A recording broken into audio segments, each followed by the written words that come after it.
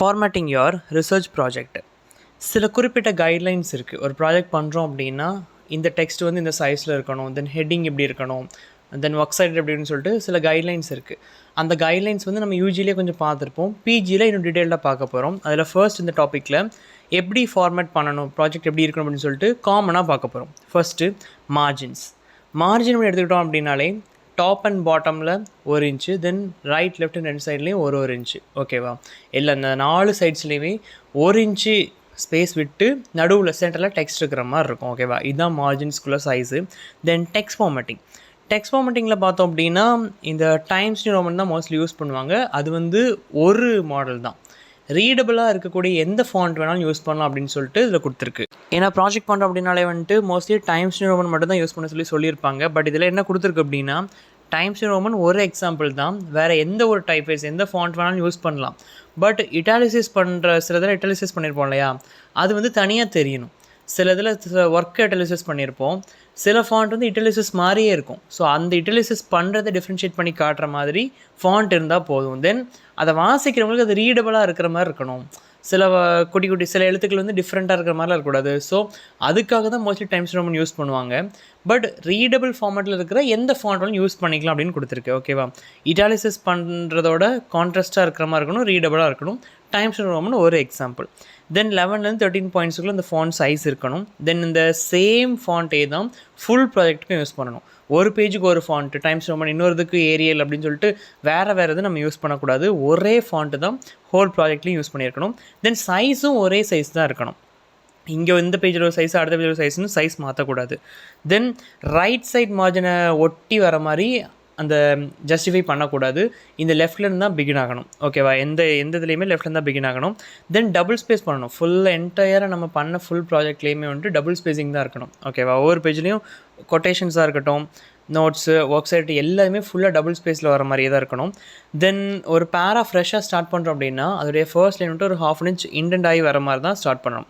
நம்ம இது ப்ராஜெக்ட்லேயே பார்த்துருப்போம். ஒரு பாதி இன்ச் அப்படியே லைட்டாக தள்ளி ஆரம்பிக்கிற மாதிரி இருக்கும். ஃப்ரெஷ்ஷாக ஒரு பேராகிராஃப் ஸ்டார்ட் ஆகுது அப்படின்னா ஒரு 1/2 inch தள்ளி ஸ்டார்ட் ஆகிற மாதிரி ஸ்டார்ட் ஆகணும்.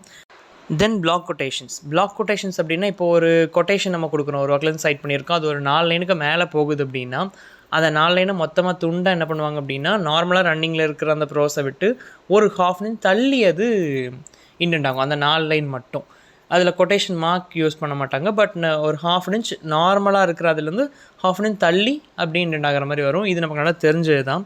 தென் இப்போ ஒரு பீரியட் வைக்கிறோம் அப்படின்னா ரன்னிங்கில் ப்ரோஸில் பீரியட் வைக்கிறோம் அப்படின்னா ஒரு ஸ்பேஸ் விட்டு அடுத்த லைனை ஆரம்பிக்கிற மாதிரி இருக்கணும். Leave 1 space after period. ஒரு பீரியட் வைக்கிறோம் அப்படின்னா ஒரு ஸ்பேஸ் விடணும். இதே மாதிரி எந்த பஞ்சுவேஷன் மார்க்னா அப்படி ஒரு கமானாலும் நம்ம ஒரு ஸ்பேஸ் விடணும் அப்படின்னு சொல்லி கொடுத்துருக்கு. ஓகேவா? இதெல்லாம் டெக்ஸ்ட் ஃபார்மேட்டிங் கீழே வருது. தென் டைட்டில். தென் இதில் எந்த டைட்டிலுக்கு எக்ஸாம்பிள் கொடுத்துருக்கு அப்படின்னா ஒரு ரிசர்ச் பேப்பருக்கான எக்ஸாம்பிளாக இதில் கொடுத்துருக்காங்க. அதோடைய பாயிண்ட் ஆஃப் வியூவில் தான் இதில் எக்ஸாம்பிள்ஸ் கொடுத்துருக்காங்க. நம்ம ப்ராஜெக்டில் பார்த்தா அது கொஞ்சம் டிஃப்ரெண்ட்டாக இருக்கும். அதில் வந்துட்டு நம்ம டைட்டில்லாம் அங்கே வெளியே போட்டுருவோம், இங்கே இன்ட்ரொடக்ஷன் அந்த மாதிரி தான் கொண்டு வருவோம் இல்லையா.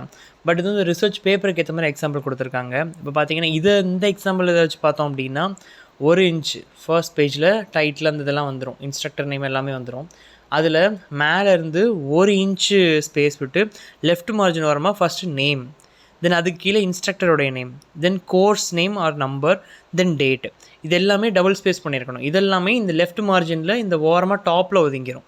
அதுக்கடுத்து டபுள் ஸ்பேஸ் விட்டு சென்டர் பண்ணி டைட்டில் வருது. ஓகேவா? இந்த டைட்டில் வந்து இட்லிசஸ் பண்ணக்கூடாது, அண்டர்லைன் பண்ணக்கூடாது, கொட்டேஷன் மார்க்லாம் போடக்கூடாது, தென் போல்ட் ஃபேஸ் கேபிட்டல் லெட்டர் அப்படின்னு சொல்லிட்டு அந்த மாதிரி எதுவுமே பண்ணக்கூடாது. அந்த டைட்டிலுக்குள்ளே ஒரு ஒர்க்கோட பேர் வருதுன்னா மட்டும் அதை வந்து யூட்டிலைசைஸ் பண்ணணும். இது நமக்கு தெரிஞ்சது. ஒர்க் பேர் இருந்தாலும் யூட்டிலைசைஸ் தான் பண்ணுவோம். ஸோ ஒர்க் நேம் வந்தால் மட்டும் யூட்டிலைசைஸ் பண்ணணும். மற்றபடிக்கு டைட்டில் நார்மலாக தான் இருக்கணும்.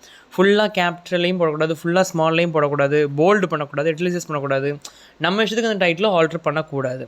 இதுக்கு எக்ஸாம்பிளாக நான் ஒரு இமேஜ் இப்போ உங்களுக்கு ஸ்க்ரீனில் வியூ பண்ணுறேன், அதை நீங்கள் செக் பண்ணிக்கோங்க. ஈஸியாக உங்களுக்கு நல்லா புரியும். நம்ம பிகினிங்கில் பார்த்த மாதிரியே அந்த 4 சைட்ஸுமே 1 inch ஸ்பேஸ் விடணும்.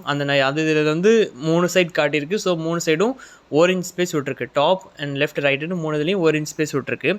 தென் அதுக்கடுத்து பார்த்தோம் அப்படின்னா நேம், இன்ஸ்ட்ரக்டர் நேம் அதெல்லாம் கரெக்டாக அப்படி டபுள் ஸ்பேஸிங்கோடு இருக்கா, மேலே கீழேன்னு ஆர்டராக இருக்கா. அதுக்கடுத்து டபுள் ஸ்பேஸ் வந்து சென்டர் பண்ணியிருக்காங்க டைட்டில். அதில் தேவையில்லாமல் போல்டு பண்ணல, இந்த ஃபாண்ட் அதெல்லாம் மாற்றாமல் க்ளீனாக இருக்கா. அதுக்கடுத்து கீழே கான்டென்ட் ஆரம்பிக்குது. இப்படி தான் இருக்கணும் டைட்டில் பேஜ்னு சொல்லி கொடுத்துருக்கு.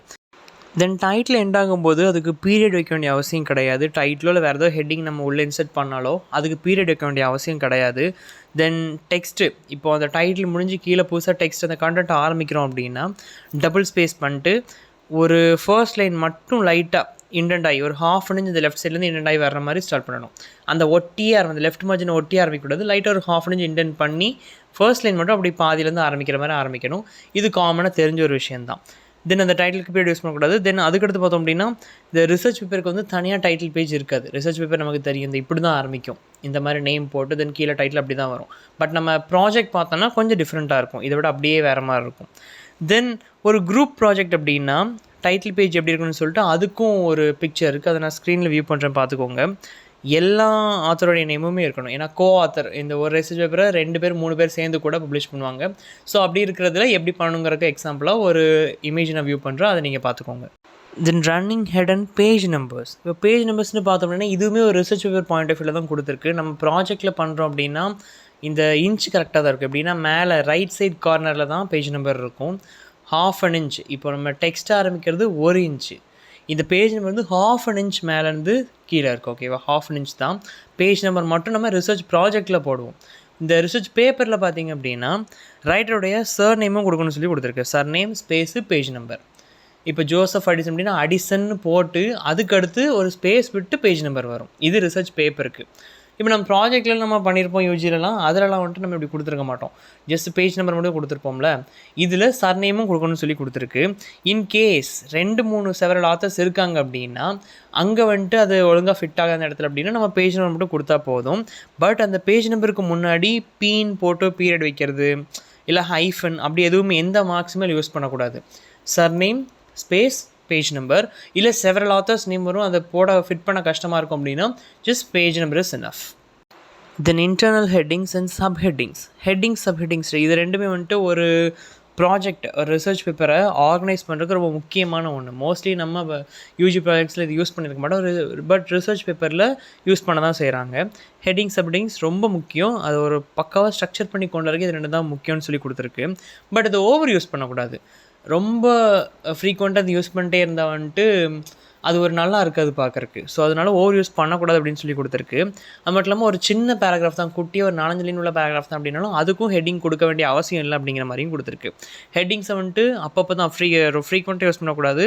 எங்கே தேவையோ அங்கே மட்டும் யூஸ் பண்ணணும். ஒரு ஹையரார்கி லெவல் வச்சு யூஸ் பண்ணணும். எப்படின்னா இப்போது ரொம்ப இம்பார்ட்டண்ட்டான டாபிக்ஸ் டீல் பண்ணுறதுன்னா அந்த ஹெட்டிங் வந்துட்டு ஒரு ஃபாண்ட் சைஸ்லையும் ஒரு போல்டு பண்ணி இருக்கலாம். அதுக்கடுத்து கொஞ்சம் அது வந்து ரொம்ப ப்ராமினெண்ட்டான ஒரு டாப்பிக்கில் ப்ராமினெண்ட்டான ஹெட்டிங் இல்லை அப்படின்னா அது வந்துட்டு அதை விட சைஸ் கொஞ்சம் கம்மியானது யூஸ் பண்ணலாம் அப்படிங்கிற மாதிரியும் கொடுத்துருக்கு.